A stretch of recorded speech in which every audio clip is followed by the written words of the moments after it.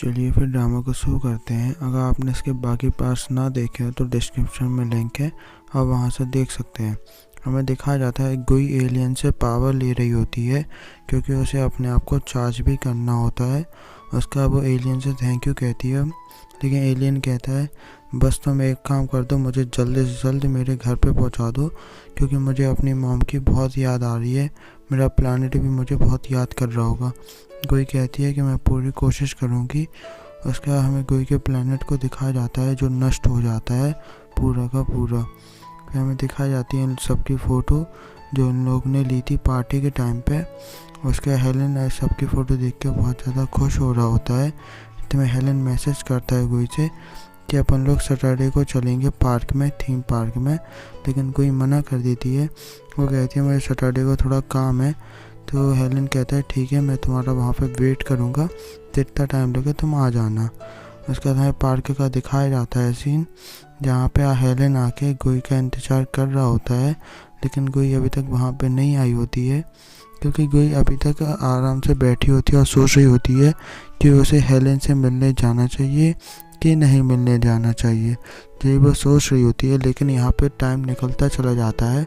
उसके बाद गोई फिर से घड़ी को देखती है तो फिर से वो सोचती है अब बहुत ज़्यादा टाइम हो गया है, शायद वो चला गया होगा, नहीं वो रुका होगा मेरे लिए।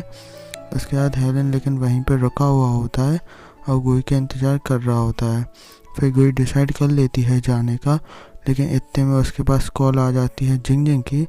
जिंग जिंग कहती है गोई मेरा फिर से ब्रेकअप हो गया और मैं आज बहुत ज़्यादा हार्ट ब्रोकन हूँ। लेकिन गोई कहती है कि मुझे थोड़ा जाना है, मैं तुमसे बाद में बात कर लूँ, हेलन ने मुझे पार्क में बुलाया है। उसके बाद जिंग जिंग कहती है ठीक है तुम चली जाओ, मैं अकेले ही रोती रहूँगी, अकेले ही अपना दर्द बांटती रहूँगी। लेकिन गोई वहाँ पर रुक जाती है। फिर जिंग जिंग से वो बात करती है, लेकिन जिंग जिंग बहुत लेट तक बात करती है कि जिससे वहाँ पर रात हो जाती है। फिर गोई पहुँचती है रात के वहाँ पर, लेकिन उसे लगता है कि हेलन वहाँ से जा चुका है। लेकिन जब वो पीछे मुड़ के देखती है तो हेलन कहता है आखिरकार अब तुम आ गई, तुमने बहुत ज़्यादा ही लेट कर दिया आने में। लेकिन गोई कहती है क्या तुम मुझ पर गुस्सा नहीं हो कि मैं इतना ज़्यादा लेट आई हूँ तुम्हारे पास। तो हेलन कहता है तुमने मुझसे पहले ही बोला था कि मैं लेट हो जाऊँगी, तो इस वजह से मैं तुम पे गुस्सा क्यों करूँगा। चलो ठीक है कुछ भी हो, लेकिन तुम चलो यहाँ पे आ तो गई आखिरकार। उसके बाद वो गोई से कहता है उसका हाथ पकड़ के चलो अपन चलते हैं अब। उसके बाद पार्क दिखाया जाता है रात के टाइम का, और यहाँ पे जो लोग झूले झूल रहे होते हैं सारे के सारे और बहुत ज़्यादा ही मस्ती कर रहे होते हैं।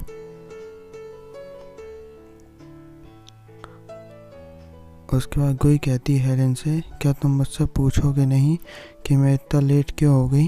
तो हेलन कहता है इससे कोई फ़र्क नहीं पड़ता, तुम बस आ गई, मुझे इस बात की खुशी है।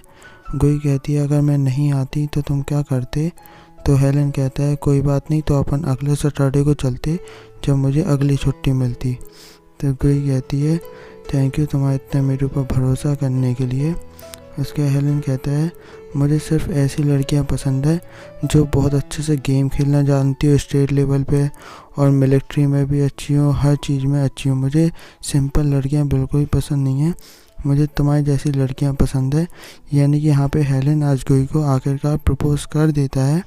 और उसके बाद हेलन फिर किस करने के लिए जैसे ही जाता है गोई के पास, तो गोई की हार्ट बीट दिखाई जाती है यहाँ पे और पल्सेस जो बहुत तेज़ हो जाती हैं। फिर गोई रुक जाती है किस करने से क्योंकि उसका दिल बहुत ज़्यादा ही तेज़ धड़क रहा होता है, वो भाग जाती है वहाँ से। फिर हमें गोई को सुबह के टाइम दिखाया जाता है जो हेलन की मॉम को देख लेती है एक आदमी के साथ। तो गोई कहती है ये आदमी आखिरकार कौन है, क्योंकि हेलन की मॉम के चिक्स पे किस कर रही थी उस आदमी के। इस चक्कर में गोई को शक होता है। उसके बाद गोई हेलन की मॉम को पीछा करती हैं। फिर हमें इस आदमी का नाम दिखाया जाता है जिसका नाम होता है हैंक, और हैंक और हेलन की मॉम हस्बैंड वाइफ होते हैं। उसके बाद हैंक कहता है मुझे अपनी कंपनी के लिए बहुत ज़्यादा पैसा चाहिए, जाने वो वहाँ का ये पैसा कहाँ से आएगा। तो हेलन की मॉम कहती है टेंशन मत लो, मेरा बेटा मुझ पर बहुत ज़्यादा ही भरोसा करने लगा है, मैं उससे पैसे लेके तुम्हें जो दे दूँगी, फिर अपन वापस यूएसए निकल जाएंगे। गोई को ये सब सुन के गुस्सा आती है। उसके बाद हैंक के ऊपर वो हमला कर देती है जिस वजह से हैंक बेहोश हो जाता है क्योंकि गोई अपनी शक्ति को ज़्यादा ही अपना देती है उस इंसान पे। उसके बाद कोई कहती है कि मैं अभी के अभी जाके हेलन को सारा सब कुछ बता दूंगी, आपकी सारी सच्चाई कि आप पैसों के पीछे पड़ी हो हेलन के। उसके बाद गोई के पास हेलन की मॉम कहती हैं कि मेरी बस 5 मिनट के लिए तुम पूरी बात सुन लो। उसके बाद गोई कहती है ठीक है, सिर्फ 5 मिनट आपके पास, सब एक्सप्लेन करो मुझे। उसके बाद गोई हेलन की मॉम बताती हैं कि मेरी मॉम की तबीयत बहुत ज़्यादा ख़राब रहती थी और हैंक को मेरी मॉम का ख्याल रखता था। हम दोनों जन जल्द मैरिज करना चाहते थे, लेकिन एक दिन मेरी मॉम की तबीयत ज़्यादा ख़राब हो गई, जिस वजह से मुझे पैसों की ज़रूरत पड़ी। इतने में हेलन के डैड आए, मुझे प्रपोज़ किया और मेरी मॉम का सारा खर्चा उठाने के लिए मान गए, जिस वजह से हम दोनों जन ने शादी कर ली। उसके बाद हम दोनों जन बहुत अच्छे से हंसते खेलते हुए रह रहे थे, यहाँ तक कि मैं हैंक को भी भूल गई थी अपनी ज़िंदगी से, क्योंकि मेरा एक परिवार अच्छा खासा बन चुका था तब तक। लेकिन एक दिन हेलन के डैड बहुत ज़्यादा गुस्से में आ गए थे, क्योंकि उनकी कंपनी में लॉस हो रहा था, तो वो चीज़ें तोड़ने फोड़ने लगे थे, जिस वजह से मुझे गुस्सा आने लगी थी। तो मैंने भी उन्हें छोड़ने का डिसाइड कर लिया था। उस दिन मैंने आखिरी बार हेलन को हक किया और मैं वहाँ से निकलने के लिए जा रही थी, लेकिन इतने में मेरे पास हैंक का कॉल आया। वो कहता है मेरा यूएसए में बिजनेस सेट हो चुका है, तो मैं अपने पुराने प्यार के पास वापस चली गई थी हेलन को छोड़ के। उसके बाद गोई कहती है तो आप यहाँ पे सिर्फ वापस इसलिए आई हो कि आप हेलन के पैसों को यूज़ कर सको, आपको उसके ऊपर कभी भी कोई भी प्यार था ही नहीं। आप तो सिर्फ चिंग चिंग भी उसे इसलिए बुलाती थी क्योंकि आपको सिर्फ पैसों की ज़रूरत थी और कुछ भी नहीं, तो आप यहाँ से निकल जाओ अब। तो हेलन की मॉम कहती है ऐसा कुछ भी नहीं है, मैं अपने बेटे से बहुत प्यार करती हूँ, इसलिए मैं उसके साथ थी। हाँ, एक बात ये भी थी, मुझे अपने बिजनेस के लिए पैसा भी चाहिए था, लेकिन मैं उससे प्यार सच्चा करती हूँ। उसका कोई कहती हूँ मैं आपसे कुछ नहीं सुनना चाहती हूँ, आज यहाँ से आप निकल जाओगी इस कंट्री से। उसके बाद हेलन की मॉम नहीं मान रही होती हैं, तो कोई फिर एक पत्थर उठा के कहती है ये आपका नया हस्बैंड होगा और ये पत्थर आपका हस्बैंड है, मैं उसे ऐसे पीस दूँ, इससे पहले आप उसे लेके यहाँ से निकल जाओ। तो हेलन की मॉम मान जाती है हैंक को यहाँ से ले जाने के लिए और ख़ुद भी यूएस जाने के लिए। इतने में हेलन आता है घर पे, वो अपनी मॉम को ढूंढ रहा होता है यहाँ से वहाँ, लेकिन उसकी मॉम यहाँ पे नहीं होती हैं क्योंकि वो वापस यूएस जा चुकी होती हैं। उसके हेलन एक लेटर पर देखता है, उसे पढ़ता है, जिसमें लिखा होता है बेटा मैं वापस जा रही हूँ यहाँ से तुम्हें छोड़ के, अब मेरा पीछा मत करना तुम, और मैं कभी वापस नहीं आऊँगी। तो हेलन फिर अपनी मॉम को फ़ोन लगाता है, लेकिन वो स्विच ऑफ जाता है। उसके हेलन और गोई साथ में बैठे होते हैं। हेलन कहता है मेरी मॉम बड़ी मुश्किल में तो मेरे पास आई थी, जाने उसने एकदम से क्या हो गया कि मुझे वो अचानक से छोड़ के चली गई, क्योंकि जब तुम्हारी तबीयत ख़राब थी तब मुझे समझ नहीं आ रहा था कि मेरा टाइम पास कैसे होगा, और तुम भी मेरे पास नहीं थी। लेकिन तब मेरी मॉम आई थी, तब मेरा अच्छा खासा टाइम पास होने लगा था, लेकिन अब वो भी चली गई है, इस बात का मुझे बहुत दुख है। एक तरह से हेलन अपना दुख बांट रहा होता है गोई के साथ। फिर हमें अगला सीन दिखाया जाता है जहाँ पे चैंग जाता है एक केक बेकरी में और केक लेने के लिए, लेकिन वहाँ पे बॉडीगार्ड होती है जो केक दे रही होती है। तो चैंग कहता है तुम यहाँ पे कैसे, अच्छा तुम तो गोई की दोस्त हो ना, तो तुम मुझे क्या यहाँ पे थोड़ा बहुत डिस्काउंट दोगी, क्योंकि मैं तो यहाँ का रेगुलर कस्टमर बनने वाला हूँ। तो बॉडीगार्ड हंसते हुए कहती है अब यहाँ से तुम निकलोगे कि लात मार के निकालूँ तुम्हें। उसका चैंग कहता है अच्छा ठीक, वो केक वापस उठा दो, मुझे वही केक खाना है। उसके बाद चैंग की बात वो नहीं सुन रही होती है बॉडीगार्ड। तो चैंग कहता है पीछे मुड़ के देखो।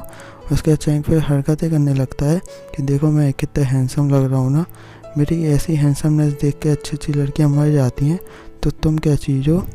उसके बाद बॉडीगार्ड कहती है सही बात है, तुम बहुत ज़्यादा ही हैंडसम लग रहे हो। चैंग को लगता है उसका जादू चल गया, लेकिन बॉडीगार्ड उसका कान पकड़ के बाहर ले आती है।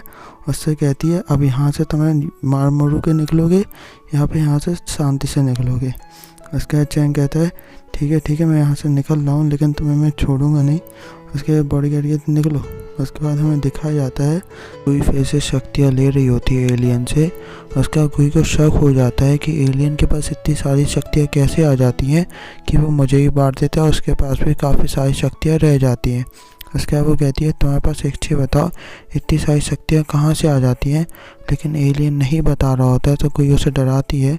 तो एलियन कहता है ईस्ट टेक्निकल एक कॉलेज है, वहाँ से मुझे इतनी सारी शक्तियाँ मिल जाती हैं, क्योंकि वहाँ पे मेंटल पावर बनती है अपनी जैसी। वो कोई कहती है वहाँ पे कैसे बन सकती है मेंटल पावर, वहाँ पे तो अपन जैसे लोग भी नहीं रहते हैं। लेकिन एलियन कहता है वहीं से मैं रिचार्ज होके आ जाता हूँ, जिससे मेरे पास भी बहुत सारी मेंटल पावर रह पाती है और मैं ज़्यादा से ज़्यादा शक्तिशाली बनता रहता हूँ।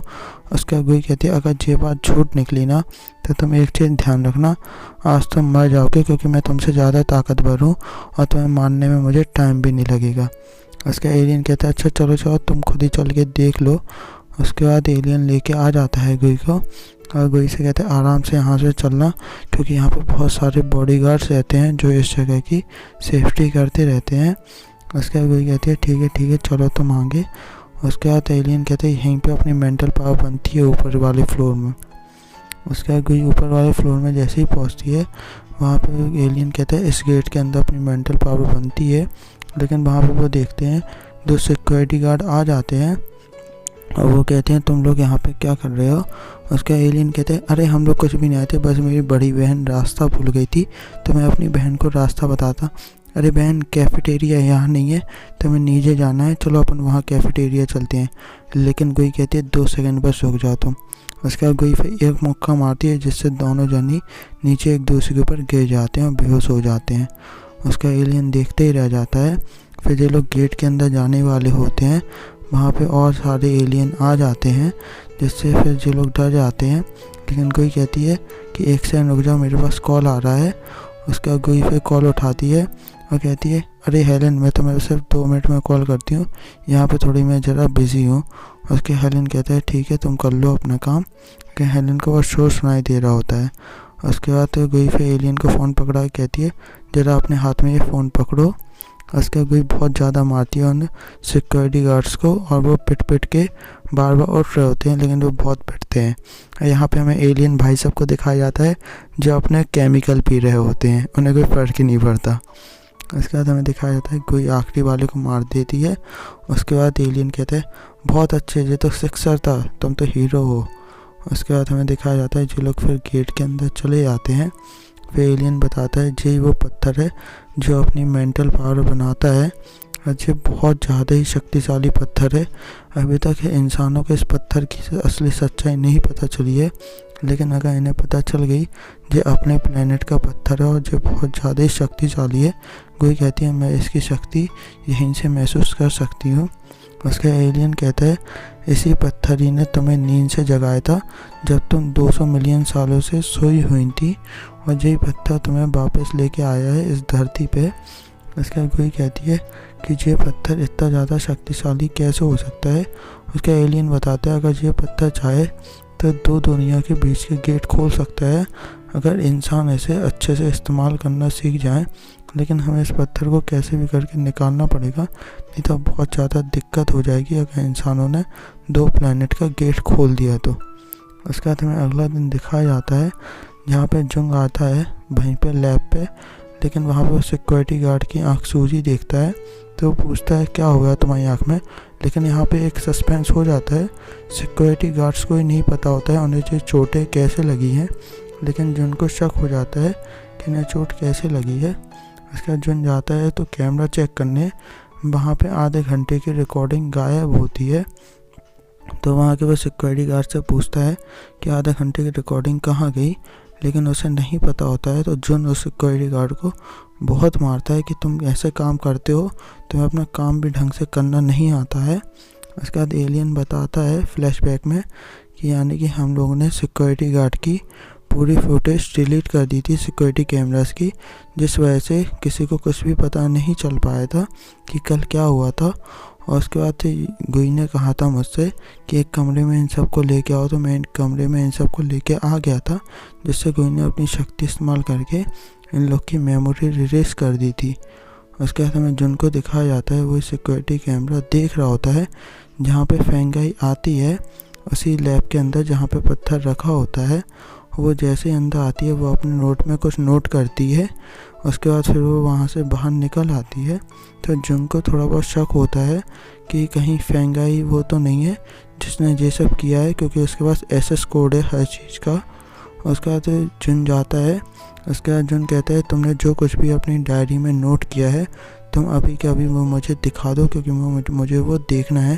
फेंगाई कहती है मैंने कुछ भी नोट नहीं किया है, तुम उस पर बेमतलब शक कर रहे हो।